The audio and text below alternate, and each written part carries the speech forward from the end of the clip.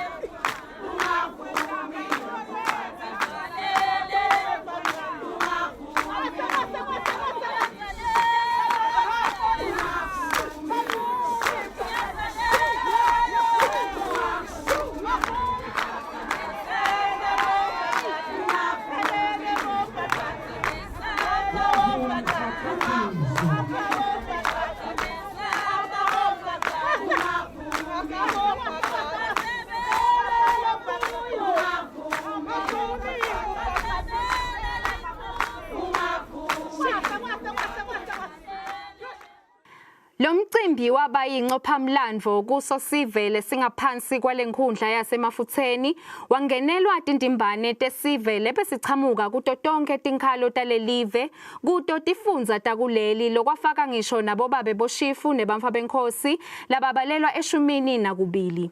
Lokwafaka ekhathi nesasemphakathi wasengculwini umphanenkosi Mgebiseni kulandzela kuthi lo mcimbi ubanjelwe ngaphansi kwemphakathi wakhe. Nasibuka bucala lobukhatsata kakhulu emaphoyisa, bucala bekubamba inkunzi kuhlonywe ngetibhamu, nako kwebiwa kwetimoto, kwebiwa kwekhopha, kucekeza, kubulala kanye nekuhlukubetana. Kule minyaka lebalelwa kule mithatfu leyendlulile, emaphoyisa akuleli abekadze ahlaselwe yindzaba yabofacata lapho khona sive besikadze sigangwa ngekuthi sebelwe imali yaso ngekusebentisa buchwephesha betincingo tabo bafacatiswa. Lobunye bucala lobuyindzaba mlonyeni nguleyo lehlasele bantfwana etikolweni leyatiwa ngegangsterism lapho khona abafunzi bajoyiniswa emagenge ekuganga ikakhulu ekubulala latiwa ngema-26 nema-28. Emaphoyisa ke nabo lobo bucala abuhlahlele emehlo ngalo liso lelikhozi. Enkulumeni yakhe layibeke kulamalanga endlunkhulu yawo yemaphoyisa yekuphetsa umnyaka, umphathi wemaphoyisa uvetile ukuthi nakhatsa loku bucala bubhidlangile lapha eveni, uthi tinkhomba tithi behlile ngelinani lelibalelwa ku-16% nakucatsaniswa nemacala labikwa eminyakeni lophelile.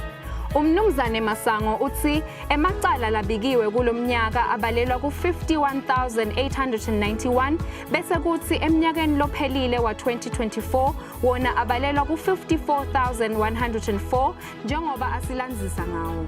4.1% increase in volume crime was achieved in 2025 when compared to 2024 as 51,899 cases were reported during the year, while 54,104 were recorded in the previous. Most notably was an overall 10.7% decline on certain serious crimes, which include murder, which is a decline of 3.4%, armed robbery, 42.79% decrease, car theft, 7.7% decrease, car hijacking, 61.5% decrease, and robbery, 16.1% decrease. The attribution to murder cases is that it varies in nature as it manifests in different phases.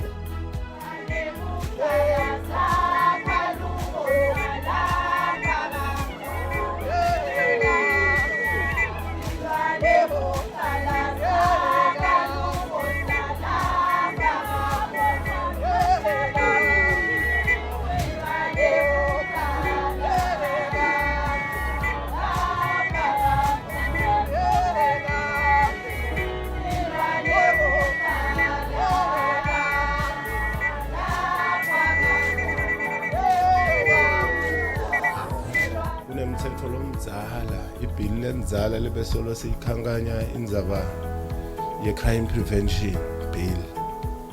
Kepha nje siyabona lokuthi seyikhona iprogress emhlonishwa ukuthi ibill seyipresentiwe ku-cabinet, sekufanele ihambe onke lalamanye ama-stages ifike eParliament.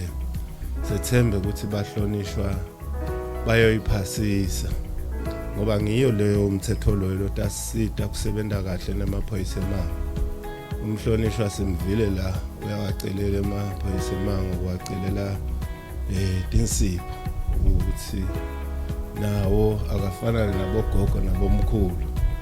Kepha nje lokunyende singede sakupreempta lokhu kule bill. Singasho ukuthi le bill kubukile lokho ukuthi ekugcineni kwako konke ate ukhona emaphoyisa emango ukuregulate kanye kusebenta kwawo, asebenze phansi abobabe bo-chief, asebenze phansi abo-station commander nabo-regional commissioner. Bese national commissioner uhlala lapha esitongweni uyabuka ukuthi ukuhamba kahle yini namaphoyisa emango. Emaphoyisa emango-ke kuba ngumuntu loqotho kufanana neliphoyisa, ukuthi nalo liphoyisa kufanele ukuthi libe ngumuntu loqotho ngaso sonke isikhathi. Abantu nabalibuka liphoyisa babone kuphila, hayi liphoyisa leligangayo. Ngalokunjalo-ke amaphoyisa emango bobabe bo-chief batasita nasekunalomthetho kusho ukuthi unayo le caliber lesiyifunayo sibe sisebenzisana nabo. Indzaba yebucala sithi siyathembisa mhlonishwa ukuthi nangabe kushothe amaphoyisa emango njengoba lo mthetho lo naso uphasile sowukhona utasisebenzisa kahle kakhulu.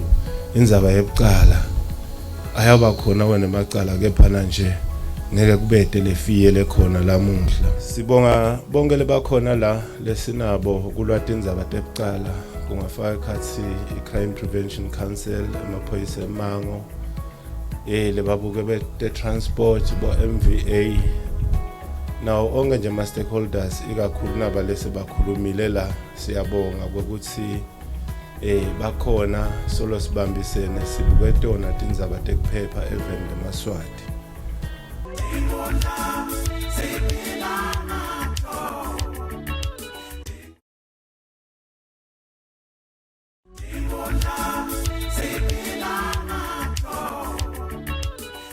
Ngakulolunye luhlangothi umnumzane Masango ubonga nesive sasezibondeni ngekuthi kugcine kubanjwe lomunye umsolwa lasolwa ngekuthi wabulala umfana waseHosiya, lathiwa Masango lomsola sowuke wavela enkantolo kaManji enhlangano. Ubonga tonke tinhlangano netinkampani takuleli letibambisa lombutho wembube kuyo yonke imetamo yawo yekulwa nebucala, lathi bafaka ekhathi bosobabhizinisi bakuleli. Lemsebenzi lo singete sawukhona singamaphoyisa sisodwa, kepha nje mhlonishwa utasibongela isupport lesiyitholile kubosomabhizinisi. Sisachubeka sisebenta siconza kahle mhlonishwa ukuthi uhulumende uyakhuluma ngendzaba yetemnotfo bosomabhizinisi ngibokele bafaka umnotho eveni kepha nangabe kusho ukuthi umnotho undengandenga lo munye umuntu abengalingeka acabange ukuthi bosamabhizinisi batasidivosa singemaphoyisa nasitawukhulumisa indzaba tebucala kepha-ke babekhona nalamhla solo bakhona siyabonga kakhulu sithi uNkulunkulu abusise aphinze anzise labathethe khona.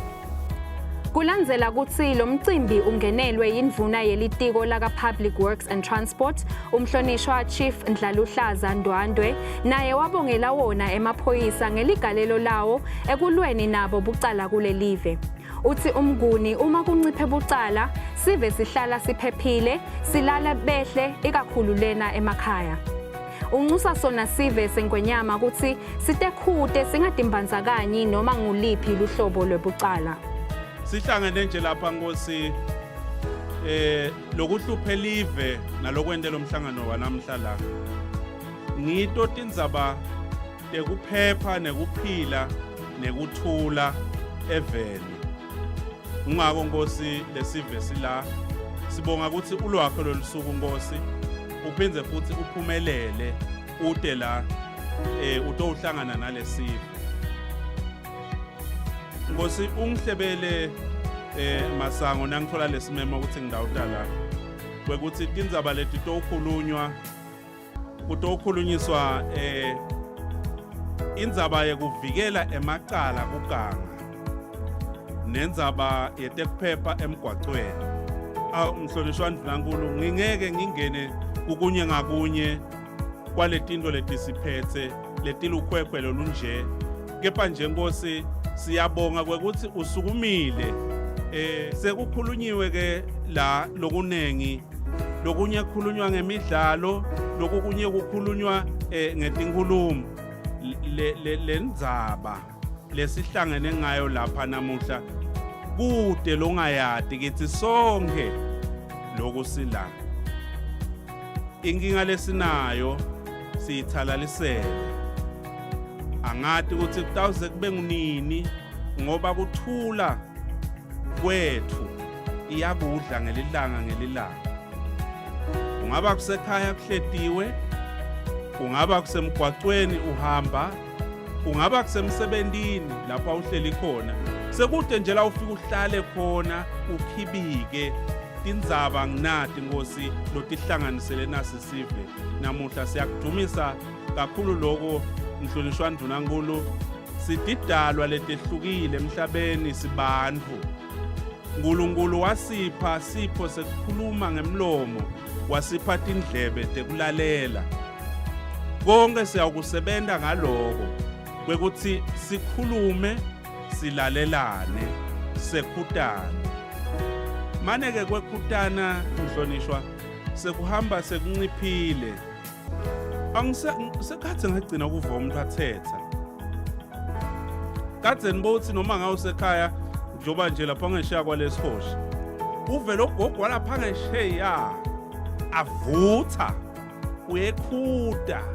wekhuta lokubi lokonakala kolakhaya uyekhuta wekhutela live ngoba lo monakalo la ubona wendeka lakhaya. Na utawendeka nakamakhelwane sekubole lo mango nakubole umango sekubola live lonke lesihloko lesingaso namhla kuganga kuvikela emacala nekuphepha emgwaqweni tonke leti tintfo into letihambisana nesimilo nekutiphatsa nengqondo yemuntu kude lokusehlakalo la Mhlonishwa Ndvulankulu lapha kusho ukuthi kukhona lokuthite lokulimele esimilweni lesithi ke Maswatini akithi asiwancuse nekuwancusa kwekuthi nali live libola itikwethu asisakwati kuphila nehlala kahle nekuthula kwekhuta Mhlonishwa Ndvulankulu asisakwendi sesithandzana kakhulu awusakhona umuntu kumkhuba ngekuthi umtshele into lengesiyo kusihambela kabi lokho Nkosi uNkulunkulu wakwenda ngamabomu ukuthi letidalwa letingithi atinike umlomo phinze futhi atinike netindlebe tekulalela Mhlonishwa Ndvunankhulu.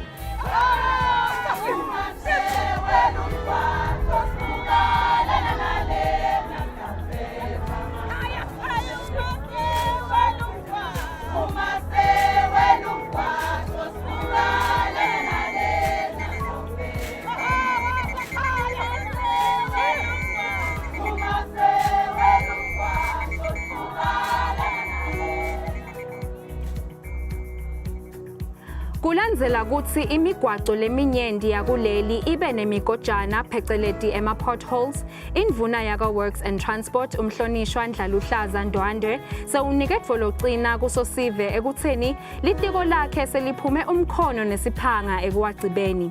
Uthi umnguni atolungiseka masinyane velonke.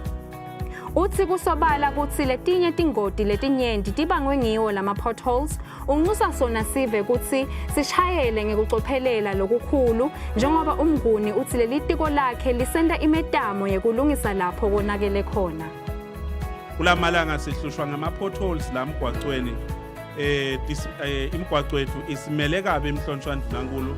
Ngithi akukhulunywe ngimi Mhlonishwa ukuthi vele inkinga lesiyibonako lesiyiphethe ulamalanga nje sesitholile netindwa tekusebenta siphumile umkhankaso ukuthi siwavalela ama-potholes imigwaco yethu ihambeke ibiyele ibe sesigabeni ibe mihle ngoba silive sivele nase-Afrika siyabonakala ukuthi sineligalelo lelikhulu lekwakha imigwaco. Manje-ke nase siyiyekela seyisilimalela akusasakhela isithombe siseti kwako Nkosi ngithi akuvele kutekwe nguye umbekwacala atikhulumela tilandze embi kwakho Mhlonishwa Ndvunankhulu.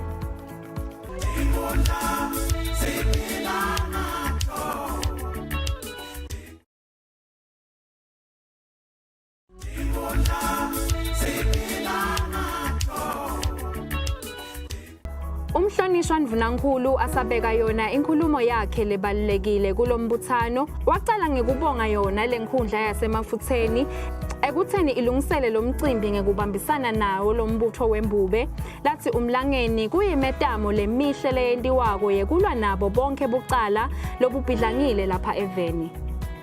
Umhlonishwa Ndvunankhulu Russell Mmiso Dlamini uthi kuyindzaba yanoma nguliphi liswati ekutheni libugweme lilwe nabo bonke bucala kuphindze kuliwe nenkhohlakalo kanye nato tingoti temgwaco kungashayeliswa abantu labangenama-license kanye nako kushayela udzakiwe ikakhulu nako kugijimisa imotolo ngesivinini lesesabekako lathi kuye kuphathamiseke nalabanye bashayeli. Siyajabula kakhulu-ke ukuthi sibe khona kutohlanganyela nesive sasemafutheni lamhla sitokhuluma ngayo le ndzaba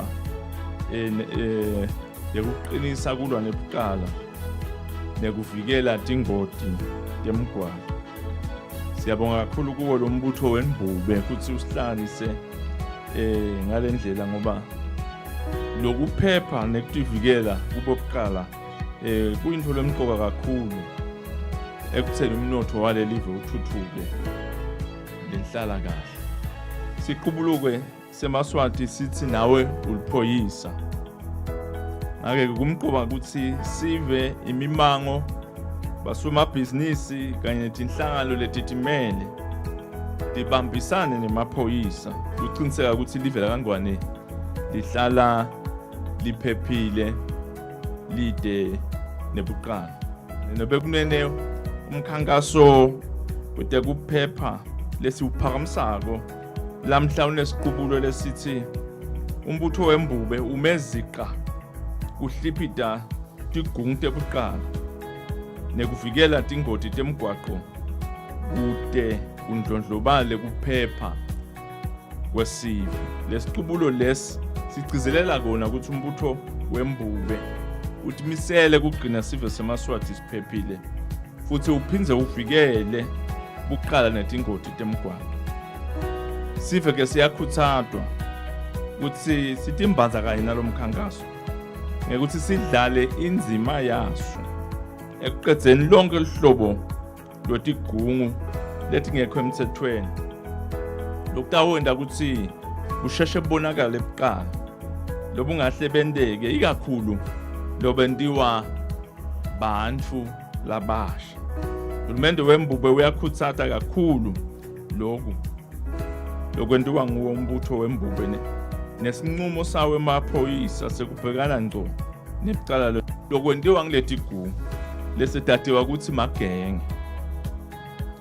Lese kubonakala ukuthi ebhememe even lonke futhi kufuna kubulala likusasa lebantwana bethu kanti bangumliba loya embili. Siyaphinza futhi sinxusa sona sive ukuthi asibambisane nebemthetho ukuthi lobuqala balolu hlobo buphele buthinya. Akufanele sivume singamaswati ukuthi bantu bahlale ngekwesaba bantwana babo. Asihlanganiseni imiqondo sibambane sithole isisombululo sale ndzaba. Sonke sifanele kufaka isandla ekukhuliseni bantwana bethu njengoba besenda nasendlini. Kusizathu lesikhulu kwekuthi live lonke likubeke embili kulwa nekuqala, likubeke embili kunciphisa ingoti. Sive sasemafutheni siyakhuthazwa ukuthi singakwemukeli ukukhohlakala, singakwemukeli ukuqala. Ukukhohlakala kwenze kakhulu nelive bekunene asilwe nebuqala ukuze kuthi live langwane lithuthuke. Live lelinebuqala lobunyenti lelikhohlakele alithuthuke. Siyacela ukuthi sive sonke sithi tayete ukuthi singabi ingcenye yenkohlakala. Lapho kunenkohlakala khona sivele sikubike. Noma kunjalo kuyabonakala ukuthi amacala lafaka ekhathi kubulala, kugagadlela, kuhlukubetana ngebulili, kwebiwa kwemfuyo kanye nekwebiwa kwelithusi. Kuyaqhubeka nekuba linyemva lelikhuni eveni. Siyacela kuwe emaswati lamahle ukuthi asikugwemeni lokhu lokubambisana kwethu sonke eveni. Kumele ukuthi kubonakale ikakhulu kuleti khathi tabo Christmas. Njengoba siyathi ukuthi leti khathi tema holiday lapho khona kuphithitela kakhulu. Kuphithitela abantu, kuphithitela timoto. Kufika futhi nebantu bekuhamba eveni. Kumqoka kakhulu ukuthi silwe nabo bungoti. Kulomnyaka ake sende nje lokwehlukile sinqamule buqala netingoti temgwaqo. Sende siqiniseke ukuthi kuba bede. Lokhu kusho ukuthi kulombuthano lesihlangane ngawo namhlanje kumele siphume sithi thethe tisombululo leti tawakha tiphinze tikhange lonke liswati ukuthi litimbandzakanye nalomkhankaso lesite ngawo la namhlanje. Nenobe kunene nawuke waphuma noma wahlala emaveni la ngaphandle kuleli ngilapho ubona khona ukuthi kumnanzi eveni la kaNgwane. Asiligcine live lakithi lilihle, lithulile, liphephile. Ngoba lobuqala bungaze buphume esandleni kukhuni ubuyisa simo ebantwaneni noma emthwini. Asivele sibambane sicine sithi inko sisive samaswati ukuthi kunganzi buqala ukuthi simo similo lesingiso sisiphakamise sisikhuthathe kubo bantu labantu. Uhulumende wembube kumnyaka timali wakhe wetamile ukuthi athengele lo mbutho wembube timotolo tekusebenta lathi umhlonishwa Ndvunankhulu. Lokho kutokwenda ukuthi emaphoyisa asebente kamelula kulomkhankaso wawo wekulwa nebucala kanye nekufika ngesikhathi uma abitelwe bona bucala losobentekile ngekuphatha makweliso. Lokhu kufaka ekhathi wona emaphoyisa njengoba kubonakele kulomnyaka uhulumende ethula imoto ukuthi asebente kahle emaphoyisa embulu. Ufika kwaleti moto kwende ukuthi emaphoyisa akhona kusheshe afike noma afinyelele lapho kuhlatshwa khona umkhosi wekwendiwa kwebuqala. Lokhu ke sekwehlise lizinga lebuqala eveni. Umhlonishwa Ndvunankhulu Russell Mmiso Dlamini wase uphakamisa lo mkhankaso ngalokusemthethweni wembula umbhalo waso sicubulo salonyaka lesithi umbutho wembube ume uthezica ekulweni nalo lonke luhlobo lwebucala kulwa nenkhohlakalo kanye nekuvikela tingoti temgwaco kulamalanga abokhisimusi.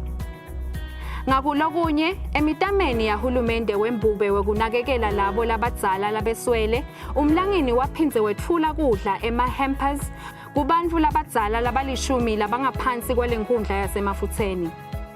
Lo wabongela bobabe boshifu nebamfa benkhosi labangephansi kwalenkundla yasemafutseni kwaba sikhulu semphakathi wasengculwini umphanenkosi Mgebiseni Dlamini njengoba lo mcimbi walomkhankaso wabanjelwa ngaphansi kwalomphakathi wakhe. Umhlonishwa Ndvunankhulu Minister Works bobabe tikhulu nebantu abenkosi labakhona la our RA umntanenkosi Gija angithi nje bokunene all protocol observed angalethi kona ke ukukhuluma bekunene sengithunywa ngibobabe benkundla yemafutseni wena wekunene bathi mhlonishwa Ndvunankhulu angibabongele kakhulu sethembe ukuthi njengoba letikhulumile embi kwakho nawo wena wekunene bantu bevile beniphumile njenge bahlanyeli nangabe bantu balikhumbula kahle iBhayibheli kwaphuma umhlanyeli wahasha imbewu yawela emihlabeni lehlukene lesikholela ke kusona wekunene kulena yekulwa nebucala nekuvikela tingoti emigwaqweni iwele emhlabathini lovunzile wame bathi bobabe angibabongele bantu bevile bekungiloko wena wekunene labathi bobabe ngitobabongela kakhulu kubo Nkosi.